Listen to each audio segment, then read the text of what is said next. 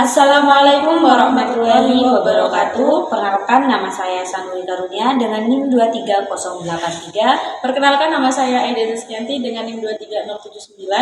Di sini kami akan membuat sebuah video tentang edukasi, ergonomi, dan produktivitas kerja dalam K3. Sebelum kita bikin video tentang edukasi bagaimana konsep ergonomi yang baik, perlu kita ketahui definisi dari ergonomi itu sendiri. Jadi, ergonomi merupakan ilmu yang mempelajari tentang hubungan manusia dengan lingkungan pekerjaan. Tujuan dari konsep ergonomi ini untuk menciptakan lingkungan kerja yang aman, nyaman, dan efisien, baik itu bagi karyawan maupun orang lain yang ada di tempat kerja. Simak video kami sampai akhir. Bye-bye.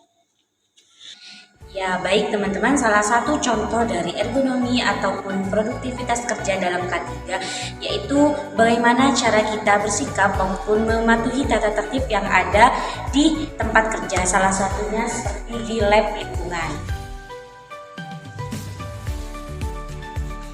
Ya, baik teman-teman, di sini saya sudah berada di depan Laboratorium Proteksi dan Lingkungan Tanaman, yang dimana letak lab ini sendiri berada di Universitas Sriwijaya Madura.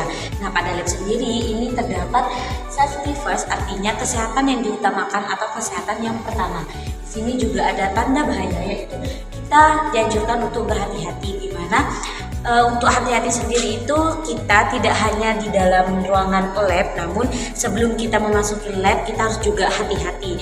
Dengan adanya kehati-hatian ini kita bisa meminimalisir kecelakaan yang akan terjadi di dalam lab. Terus yang kedua itu no smoking area atau dilarang merokok. Jadi pada di lab lingkungan ini kita dilarang untuk merokok agar apa? Tidak hanya untuk diri sendiri, namun juga dapat menjaga kesehatan dan keselamatan dari orang lain. Terus tidak kalah penting juga, di sini juga ada warning peringatan tentang jangan duduk atau menghalangi jalan depan pintu lab, di mana larangan tersebut, peringatan tersebut itu menegaskan ke kita bahwa kita tidak boleh menjadi penghalang untuk mahasiswa-mahasiswa yang akan masuk ke lab ini. Tentunya di depan lab itu harus steril. Untuk video edukasi ergonomi yang kedua dalam konsep K3 yaitu ada tata cara untuk mengangkat beban. Jadi ketika kita mengangkat beban, kita tidak bisa langsung mengangkat beban begitu saja, apalagi posisi kita itu membungkuk, karena kalau posisi kita membungkuk itu akan membahayakan tulang belakang. Contoh yang ada di depan saya ini adalah kursi. Di sini saya akan mengedukasi bagaimana caranya mengangkat kursi yang benar. Jadi yang pertama, posisi kita itu harus jongkok. Nah, posisi jongkok kita itu harus sejajar dengan beban yang akan kita angkat. Kemudian tangan kita ini diletakkan di bagian yang akan kita angkat sesuai dengan nyamannya kita seperti apa. Kemudian setelah ini kita angkat beban ini dan jadikan paha kita sebagai tumpuan seperti ini. Kemudian kita perlahan-lahan berdiri, dan setelah posisi sudah siap kita baru berdiri tegak. Tadi itu kan sudah cara edukasi mengangkat beban yang benar. Sekarang saya akan mengedukasi teman-teman semua sesuai dengan konsep ergonomi dalam K3, bagaimana cara meletakkan beban yang benar.